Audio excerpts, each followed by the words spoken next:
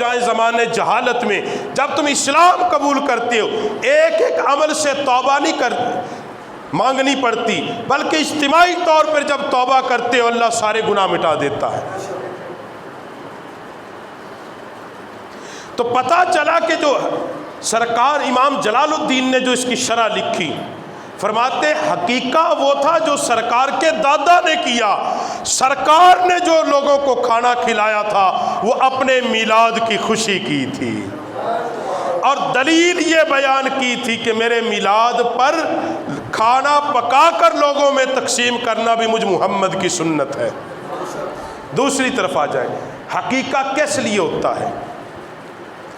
حقیقہ اصل میں دراصل ولادت کی خوشی پہ ہوتا ہے۔ جب تک بچہ پیدا نہ ہو حقیقہ تو نہیں نا۔ بیٹی یا بیٹا جب پیدا ہوتا ہے تو شریعت نے پھر آپ پر کہا کہ حقیقہ کریں، اور یہ ایک صدقہ ہے۔ حقیقہ ایک صدقہ ہے، صدقہ ہے۔ تو پتہ چلا کہ ولادت کی خوشی کا ہی نام ہے، ایک حقیقہ ایک نام ہے۔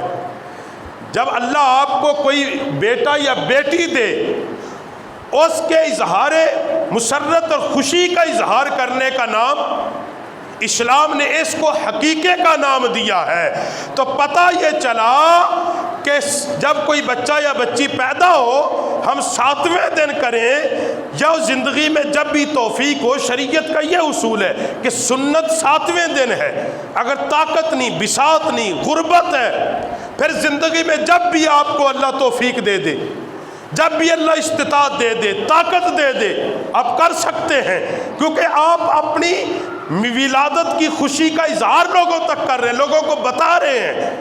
اس لیے سرکار نے خود حقیقہ نام دیا، یا اپنے میلاد کا لنگر پکا کر لوگوں کو کھلا کر بتایا کہ میرا میلاد منانا مجھ محمد کی سنت ہے۔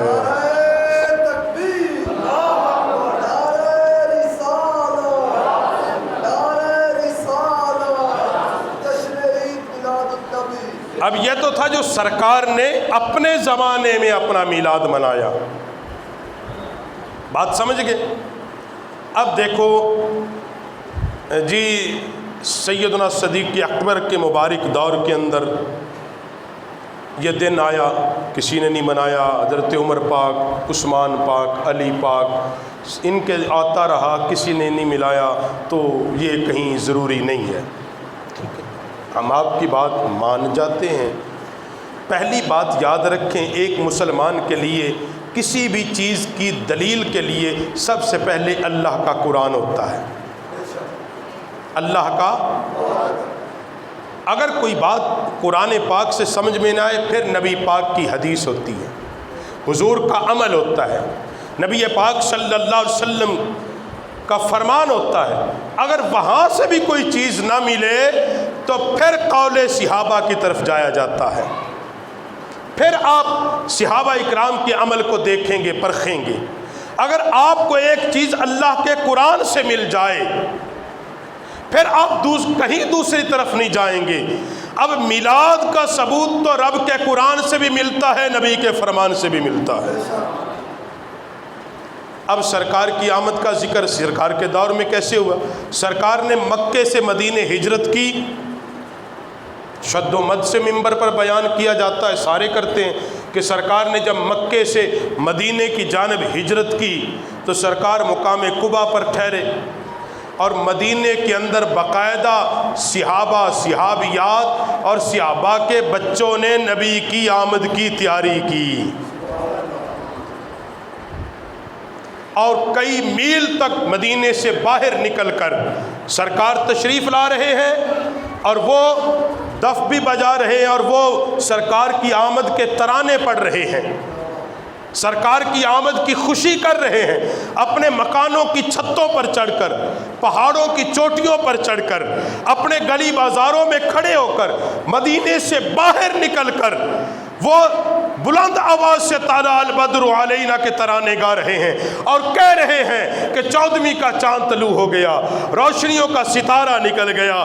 اسی لیے تو میرے اعلیٰ حضرت نے کہا تھا نا، اسی لیے کہا تھا میرے اعلیٰ حضرت رحمۃ اللہ تعالی علیہ نے کہ کرنوں بدلی رسولوں کی ہوتی رہی، چاند بن کے نکلا ہمارا نبی۔ کہ کرن و بدلی رسولوں کی ہوتی رہی، چاند بن کے نکلا ہمارا نبی۔ تو لہذا سرکار کی آمد اور سرکار کی آنے پر اظہار تشکر صحابہ، صحابیات اور صحابہ کے بچوں نے بھی کیا۔ اب دور صحابہ میں کیا تھا؟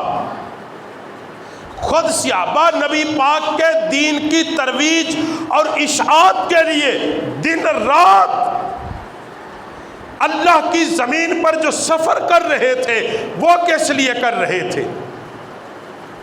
کیا وہ اپنی ذات کے لیے؟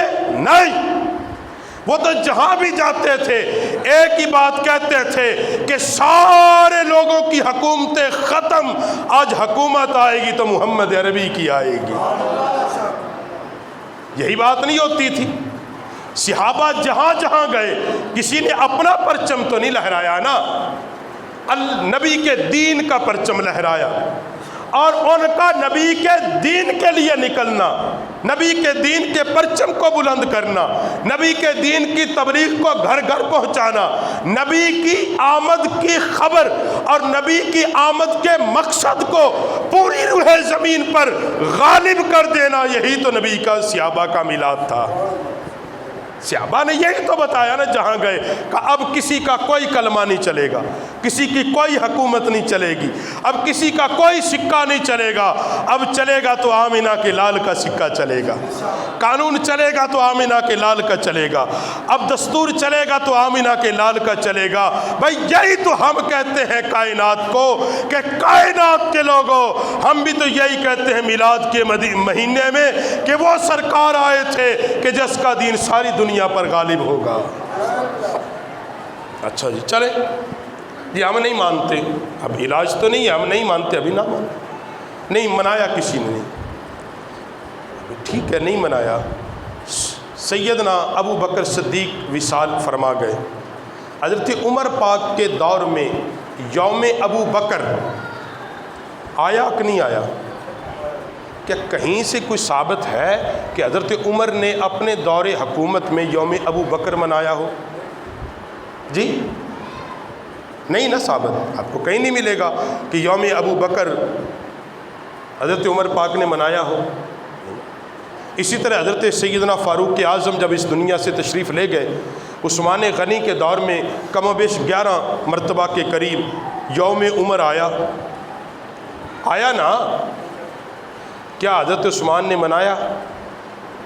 نہیں منایا نا۔ حضرت علی پاک کے دور میں آپ کی خلافت میں پہلو تینوں خلفاء کے یوم وصال آئے نا، کیا انہوں نے منائے؟ نہیں منائے۔ ہم باہر نکلے یکم محرم کو، یا پیچھے ذی الحج گزرا 18 ذی الحج کو، بڑی ساری ایک فلیکس تھی، اس پہ لکھا تھا یوم فاروق اعظم، آپ نے بھی پڑھا ہوگا، یوم عثمان غنی۔ پھر جناب اس دن باقاعدہ ملک کے اندر ریلیاں بھی ہوتی ہیں۔ میں کوئی تنقیص نہیں کر رہا، میں کوئی اعتراض نہیں کر رہا، کیونکہ ہم تو وہ ہیں، ہم تو ہر اس ہستی کو مانتے ہیں جس کو اللہ رسول نے ماننے کا حکم دیا ہے۔ ہم تو کسی پر بھی اعتراض کرنے والے نہیں، ہم تو اللہ کو بھی اس کی شان کے مطابق مانتے ہیں، رسولوں کو ان کی ہیبت کے مطابق، نبی کو اس کی عظمت کے مطابق، صحابہ کو ان کو مقام کے مطابق، اور اللہ کے ولیوں کو ان کی ہستی کے مطابق مانتے ہیں، اہل بیت اطہار کو ان کی عظمت کے مطابق۔ اب تینوں خلفاء کے دور میں کسی نے یوم فاروق نہیں منایا، یوم عثمان نہیں منایا، یوم ابو بکر نہیں منایا۔ میں نے پوچھا تو کس قانون کے تحت یوم فاروق اعظم مناتا ہے؟ لکھا ہوتا جناب یوم فاروق اعظم پہ عام تعطیل ہونی چاہیے، ہم نے کہا ہونی چاہیے، مگر تو کس لیے مناتا ہے؟ میں نے کہا تیری فلیکس نے میرے عقیدے کا مسئلہ حل کیا، اگر آپ سمجھ جائیں گے تو اتنا ہی کافی، آج کے جمعے کا مقصد بیان ہو جائے گا۔ یہ میں نے ایک مثال دی ہے آپ کو، آپ نکلیں گے یہ پڑھیں گے، آپ جگہ جگہ پڑھیں گے، آپ جب یکم محرم کو نکلیں آپ پڑھیں گے، 18 ذی الحج کو نکلیں آپ پڑھیں گے، آپ 21 رمضان کو نکلیں آپ پڑھیں گے کہ لگے ہوتے ہیں کہ یوم فاروق اعظم کو شیان شان طریقے سے منایا جائے، یوم فاروق اعظم کو حکومتی سطح پہ منایا جائے، بالکل منایا جائے، ہم تو اس حق میں ہیں، منانا چاہیے، منایا جانا چاہیے، مگر میں نے کہا تو یوم نبی کو چھوڑ کر یوم صحابہ مناتا ہے؟ اگر یوم صحابہ منانا جائز ہے تو نبی کا میلاد منانا جائز کیوں نہیں؟ اس کو سمجھو نا، اگر یوم صحابہ منانا جائز ہے تو میلاد النبی یوم نبی منانا جائز کیوں نہیں؟ تو غلاموں کے دن مناتا ہے آقا کو چھوڑ کر، یاد رکھ تیرے غلاموں کا دن اس وقت قبول ہوگا جب تم غلاموں کی آقا کو بھی منائے گا۔ بات کو سمجھے؟ یہ ہے تیری میری عقید۔ اچھا میلاد ہے، نہیں جی یہ بدعت ہے، میں نے کہا ٹھیک ہے، یہ گناہ ہے، ایک صاحب یہ شرک ہے، سن لیا ٹھیک ہے، اچھا یہ شرک بھی ہے، بدعت ہے۔ ایک صاحب نے پمفلٹ لکھا 1 سال پہلے، اس نے کہا یہ گناہ کبیرہ ہے۔ اچھا اتنا بڑا گناہ؟ میں نے کہا ہاں یہ گناہ، یہ تو منانا نہیں چاہیے۔ میں نے کہا یہ جب نبی کے میلاد کا موسم آتا ہے آپ کو یہ ساری چیزیں نظر آ جاتی ہیں، ہر روز ہر گھر میں تیرا بیٹا پیدا ہوا، تو نے جی سالگرہ پہلی دوسری تیسری اس میں بگانے بھی پھوڑی، یہودیوں کے طریقے پہ موم بتیاں بھی جلائیں، سارا کچھ کیا، وہ ٹھیک تھا، وہاں کیوں نہیں تجھے کفر کا فتویٰ یاد آیا؟